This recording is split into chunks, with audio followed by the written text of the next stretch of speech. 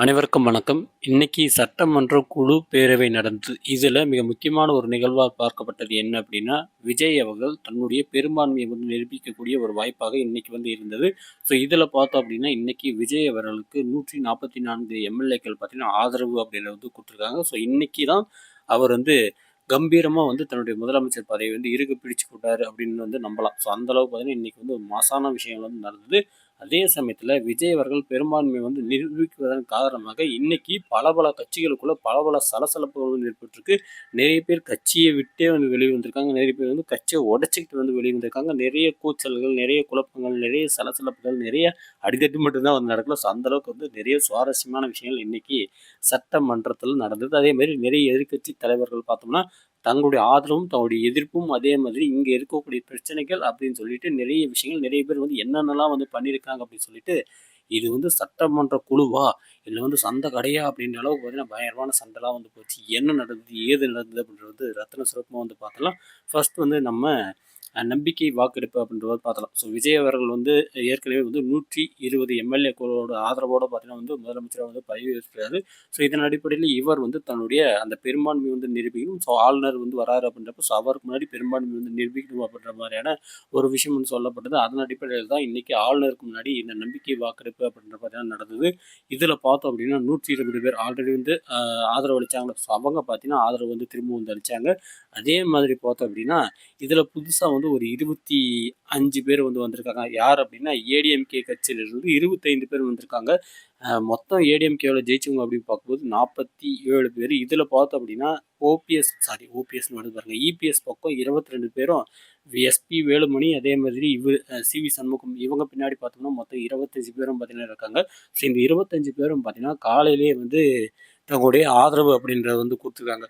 இது ஒரு பக்கம் இருக்குது. இன்னொரு பக்கம் பார்த்தோம் அப்படின்னா அமமுக கட்சி, அதாவது தினகருடைய கட்சி, அம்மா மக்கள் முன்னேற்ற கழகம் அப்படின்ற அந்த கட்சியில் ஜெயிச்ச காமராஜ் அப்படின்னு சொல்லப்படக்கூடிய ஒரு எம்எல்ஏ கேண்டிடேட் பார்த்தோம் அப்படின்னா எம்எல்ஏ அவர் என்ன பண்ணுறாரு அப்படின்னா இந்த மாதிரி தன்னுடைய ஆதரவு அப்படின்றத சட்டமன்றத்தில் கொடுக்குறாரு. நேற்று அவருடைய ஆதரவை சட்டமன்றத்தில் கொடுக்கும்போது தினகரன் அவர்கள் ப்ரெஸ் மீட்லாம் கூட்டி அவரை அடிப்படை கட்சி உறுப்பினர் பதவியில் கூட தூக்குறோம்.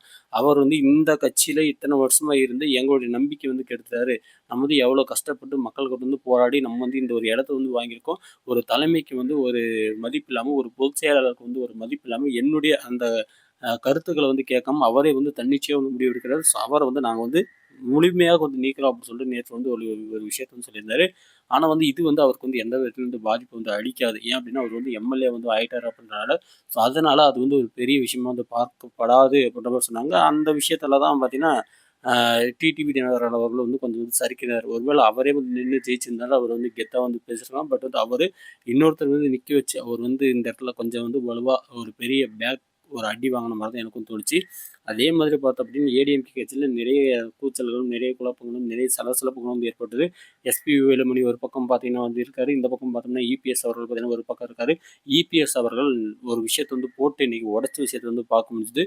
இந்த மாதிரி எல்லாருக்கும் வழக்கமாக மரியாதை சொல்லுவாங்களோ, ஸோ அந்த மாதிரி வழக்கமாக மரியாதை அப்படின்னு சொன்னார்.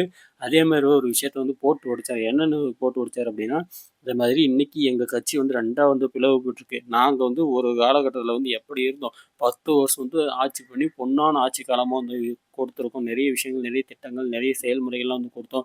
நாங்கள் காவிரி நதிநீர் பிரச்சனைகள்லாம் தீர்த்துருக்கோம். அதே மாதிரி 11 மருத்துவக் கல்விகளை கொண்டு வந்திருக்கோம்.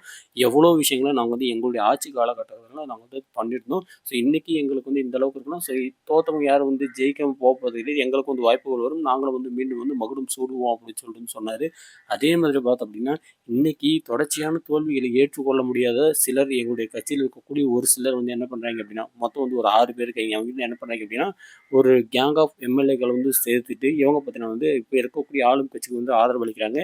இவங்க இவ்வளோ பேரும் அங்கே போகிறதுக்கான காரணம் என்ன அப்படின்னா இவங்க பேரம் பேசப்பட்டாங்க, குதிரை பேரம் பேசப்பட்டாங்க. அதே மாதிரி அமைச்சர்கள் பொறுப்பு வேணும், அந்த இடத்துல பொறுப்பு வேணும், இந்த இடத்துல பொறுப்பு வேணும்னு சொல்லிட்டு இந்த மாதிரி அந்த பண பணத்தை மையமாக வைத்து, பதவியை மையமாக வைத்து மிகப்பெரிய ஒரு கட்சி, ஒரு ஆளுமை கொண்ட ஒரு கட்சிய வந்து விட்டுட்டு, இன்னைக்கு இவங்க வந்து தன்னிச்சையா ஒரு முடிவெடுத்து வந்து போறாங்க. இதில எந்தவித உடன்பாடும் எனக்கு வந்து கிடையாது. இதை முதலமைச்சர் வந்து கருத்தில் கொண்டு இதற்கு வந்து ஒரு முடிவு வந்து எடுக்கணும் அப்படின்னு சொன்னாரு. ஏப்பா! நீ சொல்றத அவங்க வந்து கேட்பாங்களா? ஏன் அப்படின்னா, அவங்க ஆளும் கட்சி. அவங்களுக்கு தேவை என்ன அப்படின்னா பெரும்பான்மை. ஸோ இது வந்து வருது அப்படின்னா கண்டிப்பா வந்து ஏத்துக்குவாங்க. இந்த இடத்துல இல்ல, நான் வந்து குடுக்க மாட்டேன் அப்படின்னு சொல்ற அளவுக்குலாம் இல்ல. ஸோ அவங்க வந்து பிரிஞ்சு போயிட்டாங்க. அவங்க வந்து ஒண்ணும் பண்ண முடியாது. ஆனா 3ல் 2 பங்கு பேர் வந்து போகணும். இப்ப வந்து 47 பேர்னா 30 பேராச்சும் வந்து போகணும். ஸோ அப்படி போனாங்க அப்படின்னா, ஸோ அது வந்து ஒரு ஆரோக்கியமான ஒரு மூவா இருக்கும். இல்ல அப்படின்னா கட்சி தாவல் சட்டம் அப்படின்னு சொல்லுவாங்க. இருக்கக்கூடிய கட்சியிலேருந்து இன்னொரு கட்சிக்கு வந்து அப்படியே வந்து ஓடுனாங்க அப்படின்னா, அவங்களுடைய பதவி வந்து பறிக்கப்படும். அவங்க வந்து ராஜினாமா செய்யப்படுவாங்க. அதன் பிறகு பார்த்தோம்னா, அந்த இடத்துல எலக்ஷன்லாம் வந்து நடக்கும். ஸோ இந்த விஷயத்தில் இந்த இடத்துல வந்து இபிஎஸ் அவர்கள் கோர்ட்ட நாடுவார் அப்படின்ற மாரி சொல்றாங்க. கோர்ட்டுக்கு போனாலும் அது வந்து இழுக்கப்படலாம் அப்படின்ற மாரி சொல்லப்படுது. என்ன நடக்குமோ, ஏது நடக்குமோ, ஆனா வந்து ஏடிஎம்கே இன்னைக்கு வந்து 2ஆ உடைஞ்சத மட்டும் நம்மளால கண்கூடா வந்து பார்க்க முடியுது. அதே மாரி உதயநிதி ஸ்டாலின் அவர்கள் பேசும்போது இன்னைக்கு வந்து ஒரு விஷயத்த பயங்கரமா போட்டு உடைச்சாரு. புஷ்பா படம் வந்து எல்லாரும் பார்த்துருப்பீங்க. புஷ்பா படத்துல இவரு ஹீரோ போறதுக்கு முன்னாடி வந்து வீட்டுக்கு வந்து சோபா வந்து போகும். அந்த சோபா நிறைய வந்து பணம் இருக்கும். அந்த மாதிரி சினிமா பாடியிலேயே இவர் வந்து சோபாக்கள வந்து அமுச்சு விட்டு இத வந்து பண்றாரு. ஸோ இதுல வந்து என்ன போகுது? பணம் போகுதா? இல்ல என்ன போகுது? நீங்களும் வந்து சினிமா மூலியமா வந்தீங்கன்றனால எந்த மாரி அரசியல் வந்து முன்னெடுக்கிறீங்களா? இல்ல வந்து அதுல என்ன போகுது? வெளிப்படையாக வந்து ட்ரான்ஸ்ஃபர் பண்றீங்களா? அப்படின்ற மாரி நிறைய கொஸ்டின்கள நம்ம உதயநிதி அவர்கள் வந்து கேட்டத பார்க்க முடிஞ்சுது. அதே மாதிரி பார்த்தோம் அப்படின்னா 15ஆம் தேதி வந்துருச்சு. மகளிர் உரிமை தொகையெல்லாம் வந்து குடுக்கணும். அதுக்கு வந்து என்ன திட்டம் வச்சிருக்கீங்க? அதேமாரி வேலையில்லா பட்டதாரிகளுக்கு 4000 குடுக்குறேன்னு சொன்னீங்க. அதேமாரி வந்து தாலிக்கு தங்கம் குடுக்குறேன்னு சொன்னீங்க. அதே மாதிரி குழந்தைகளுக்கு பார்த்தீங்கன்னா, மோதிரம் குடுக்குறேன்னு சொன்னீங்க. ஸோ எத்தனையோ விஷயங்கள் சொன்னீங்க. அதெல்லாம் வந்து எப்ப நிறைவேற்ற போறீங்க? அப்படின்னு சொல்லிட்டு அடுக்கடுக்கான கொஸ்டின் வந்து வச்சாரு. பயங்கரமா ஒரு நெத்தியடி கேள்விகள வந்து வச்சுட்டு ஒரு கட்டத்துக்கு மேல நாங்கள் நம்பிக்கை வாக்கெடுப்பில் பின்வாங்குகிறோம். நாங்கள் வெளிநடப்பு செய்கிறோம் அப்படின்னு சொல்லிட்டு கூண்டோட பார்த்தீங்கன்னா, அப்படியே வந்து வெளியில கிளம்பி போயிட்டாங்க. ஆனா இந்த பக்கம் பார்த்தோம் அப்படின்னா, இபிஎஸ் சைடுல ஒரு பக்கம் பார்த்தீங்கன்னா, எல்லாரும் வந்து நம்பிக்கை இல்ல அப்படின்ற மாரி வந்து வாக்கெடுப்புல வந்து சொன்னாலுமே, இங்க இருக்கக்கூடிய ஒரு செட் ஆஃப் கேங்ஸ் பார்த்தோம் அப்படின்னா, விஜய் கூட சேர்ந்துட்டு அவங்க வந்து அப்படியே வந்து செட்டில் ஆனத நம்மளால வந்து பார்க்க முடிஞ்சது. எனக்கு தெரிஞ்சு ஏடிஎம்கே உடைய நிலைமை ரொம்ப ஒரு அடிமட்டத்துக்கு போயிடுச்சு அப்படின்ற மாரி தான் தோணுது. இனிமேலுக்கு அவங்க அந்த கட்சியிலேருந்து வெளியே வந்து அதாவது இப்ப டிவிகேவுக்கு ஆதரவு குடுத்தாங்க. இது வந்து என் தாய் வீடு, இது வந்து என் கட்சி அப்படின்னு சொல்லிட்டு உள்ள வந்தாங்க அப்படின்னா, அது எந்த ஒரு விதத்திலயும் ஏடிஎம்கே அதாவது ஒரு எதிர்க்கட்சியாக வந்து இருக்க முடியாது அப்படின்ற மாரி தான் தோணுது. இன்னைக்கு எதிர்க்கட்சியாக இருந்தாங்க அப்படின்னா, அவங்களுடைய குற்றங்கள வந்து சொல்லலாம், குறைகள வந்து பேசலாம். அதன் பிறகு நம்ம வந்து ஆளும் கட்சியா வந்து மாற முடியும். நீங்க அந்த கட்சியிலேயே இருந்துட்டு, நாளைக்கு எத வச்சு நீங்க வந்து அவங்கள வந்து விமர்சனம் பண்ணுவீங்க? எந்த முகத்த வச்சுட்டு நீங்க வந்து எம்எல்ஏ கேண்டிடேட்டா வந்து நிப்பீங்க? ஸோ நீங்க வந்து அப்படியே போனீங்கன்னா, அப்படியே ஐக்கியமாகிக்க வேண்டியது தான். ஸோ அந்த நிலைமை இன்னைக்கு வந்து எனக்கு தெரிஞ்சு போன நபர்களுக்கு இருப்பதற்கான ஒரு வாய்ப்பு இருக்கு. அவங்க மீண்டும் வெளியே வந்து, மீண்டும் இந்த எதிர்க்கட்சியை விமர்சனம் செய்வதைப் போல ஆளும் கட்சியை விமர்சனம் செய்து, மீண்டும் அவர்கள் வந்து பதவியேற்பார்கள் அப்படின்றதுல எனக்கு வந்து எந்தவித நம்பிக்கையுமே வந்து கிடையாது. அதே மாதிரி பார்த்தோம் அப்படின்னா, சௌமியா அன்புமணி அவர்கள் இன்னைக்கு பேசின பேச்சுக்கள் வந்து சிறப்பாகவே இருந்தது. ஒரு பொண்ணு ஒயின் ஷாப் வந்து கிராஸ் பண்ணோம் அப்படின்னா, தலைய வந்து கீழ குனிஞ்சுட்டே போகக்கூடிய நிலைமை இருக்கு. ஒருவேளை அந்த பொண்ணு அங்க இருக்கக்கூடிய யாராவது ஒருத்தவங்க வந்து பார்த்துட்டாங்க அப்படின்னா, அங்க இருக்கக்கூடிய நபர்கள் என்னென்ன சொல்லுவாங்க? அந்த பொண்ணு வந்து எந்த அளவுக்கு வந்து அசிங்கப்படுத்துவாங்க? எந்த அளவுக்கு வந்து கேவலப்படுத்துவாங்க? ஸோ அத்தனை குறைகளையும், அத்தனை விஷயங்களையும் வந்து அ பெண்கள் வந்து தெரிஞ்சுக்கிட்டே வந்து இந்த சமூகத்துல வந்து வாழ்றதுக்கு. ஸோ கண்டிப்பாக முழு மது ஒழிப்பு அப்படின்றது வந்து கண்டிப்பா வந்து கொண்டு வரணும். நிறைய விஷயங்கள பார்த்தீங்கன்னா வந்து சொன்னாங்க. போதைப் பொருள் சம்மந்தமாக இருக்கட்டும், அதே மாதிரி வந்து சமூக நீதி, இடஒதுக்கீடு 69 சமூகத்திற்கு நாங்கள் இடஒதுக்கீடு வாங்கி கொடுத்தோம். அதேபோல நீங்கள் வந்து பொது வாக்கெடுப்பு அதாவது இந்த விஷயம் சமூக நீதியை வந்து கொண்டு வரதுக்காக இது வந்து சாதி வாரி கணக்கெடுப்புலாம் வந்து எடுக்கணும் அப்படின்னு சொல்லிட்டு நிறைய விஷயங்கள இவங்க வந்து பேசுனத நம்மளால வந்து பார்க்க முடியுது. ஒரு கட்டத்துக்கு மேல நானும் வந்து நம்பிக்கை வாக்கெடுப்பிலிருந்து விலகுகிறோம் அப்படின்னு சொல்லிட்டு அவங்களும் வந்து பேக் அடிச்சுட்டு போனாங்க. அதாவது ஒத்துழைப்பு வந்து குடுக்க கிடையாது. ஸோ அவங்க பேசின அத்தனை விஷயம் வந்து சிறப்பாக இருந்தது. அதே மாதிரி பார்த்தோம் அப்படின்னா இவங்க யார் அவங்க பிரேமலதா விஜயகாந்த் அவர்கள் வந்து பேசினாங்க. ஸோ அவங்க பேசும்போது நிறைய விஷயங்கள் வந்து பேசினாங்க. அதில மிக முக்கியமான ஒரு விஷயத்த வந்து சொன்னது என்ன அப்படின்னா, ஒரு நபர் விஜய் அவர்கள் வந்து பார்க்கறதுக்கு முகத்த மூடிட்டு வந்து வந்தாரு. ஸோ அந்த நபர் யாருன்னு சொல்லிட்டு கொஞ்சம் வந்து வெளிப்படையா சொன்னீங்கன்னா நல்லாயிருக்கும். ஏன் அப்படின்னா, அங்க வந்து குதிரை பேரம் வந்து பேசப்படுறதாக சொல்லப்படுது. நீங்க நல்ல ஒரு ஆட்சி, தூய ஆட்சி வந்து குடுக்க போறேன் அப்படின்னு சொல்லிட்டு, எதற்கு முகத்தை மூடிக்கிட்டு ஒரு நபர் உங்க வீட்டுக்கு வந்து போனாரு. ஸோ அவர்கிட்ட என்ன பேசுனீங்க? ஒருவேள வந்து இந்த மாதிரி வந்து மறைமுகமாக நீங்க வந்து குதிரை பேரம் பேசியிருந்தீங்கன்னா, அதை விட ஒரு கேவலமான ஒரு விஷயம் வந்து எதுவுமே வந்து இருக்காது அப்படின்னு சொல்லிட்டு நெற்றியடி கேள்விகளால பிரேமலதா விஜயகாந்த் அவர்களும் பார்த்தீங்கன்னா வந்து எதிர்க்கட்சியாக தன்னுடைய கேள்விகள வந்து வச்சிருந்தாங்க. கொஸ்டின்ஸ் வந்து வச்சிருந்தாங்க. ஸோ எல்லாருமே வந்து சிறப்பா பேசினாங்க. பட் ஏடிஎம்கே வந்து எதிர்க்கட்சியாக இருக்கக்கூடிய அந்த ஒரு இடத்துல இன்னைக்கு ஒரு வலுவான ஒரு எதிர்க்கட்சியாக இல்லாம, அது வந்து ரொம்ப பிரிஞ்சு பிரிஞ்சு போன மாரி தோணுது. ஃபர்ஸ்ட்டு ஓபிஎஸ் வந்து ஃபர்ஸ்ட்டு பார்த்தோம்னா சசிகலா, தினகரன், அவர் ஓபிஎஸ், செங்கோட்டையன் அப்படி சொல்லிட்டு தொடர்ச்சியாக எல்லாருமே வந்து பிரிஞ்சு பிரிஞ்சு போறாங்க. இன்னைக்கு 25 எம்எல்ஏக்கள் வந்து பிரிஞ்சு போயிட்டாங்கிறப்போ, ஸோ ஏடிஎம்கே உடைய நிலை அப்படின்னு பார்க்கும்போது அவ்வளோதான். நமக்கு பதவி வேணும். நம்ம வந்து ஒரு நல்ல இடத்துக்கு போகணும். ஸோ அந்த கட்சி எப்படி போனா என்ன? அவங்க எம்ஜிஆர் உருவாக்குன கட்சி தானே!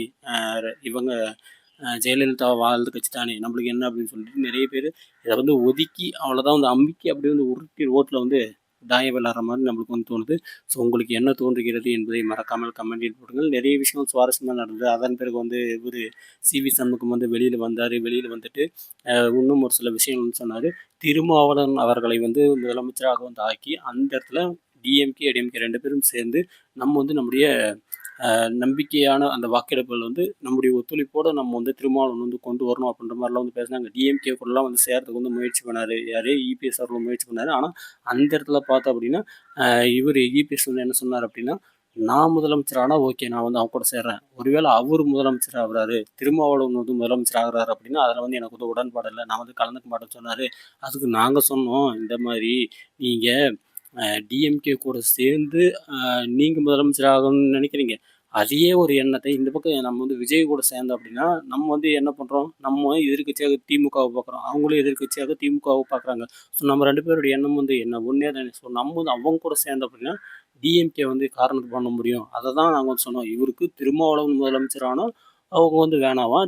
இல்லை நான் முதலமைச்சர், தான் முதலமைச்சர், எடப்பாடி முதலமைச்சர் அப்படின்னா, அவங்க வந்து கூட்டணி வந்து வந்தா ஓகே அக்செப்ட் பண்ணிக்குவேன்னு சொல்றாரு. இவரெல்லாம் வந்து எந்த ரகனே வந்து தெரியல அப்படின்னு சொல்லிட்டு சிவி சண்முகம் அவர்கள் வந்து பேசுறாரு. கட்சியை விட்டு தாவி போயிட்டு ஆட்சிக்கும் பதவிக்காகவும் அமைச்சரவைக்காகவும் என்னென்னலாம் வந்து பேசுகிறாங்க அப்படின்னு சொல்லிட்டு வந்து பல பேர் சோசியல் மீடியாவில் வறுத்தெடுக்கக்கூடிய அந்த விஷயம் நம்மளால் வந்து பார்க்க முடியுது. ஸோ உங்களுக்கு இந்த சட்டப்பேரவை இந்த குழுவில் இன்னைக்கு நடந்த இந்த காரசாரமான விவாதங்களை பற்றி என்ன தோன்றுகிறது என்பதை மறக்காமல் கமெண்டில் கொடுங்கள். நன்றி.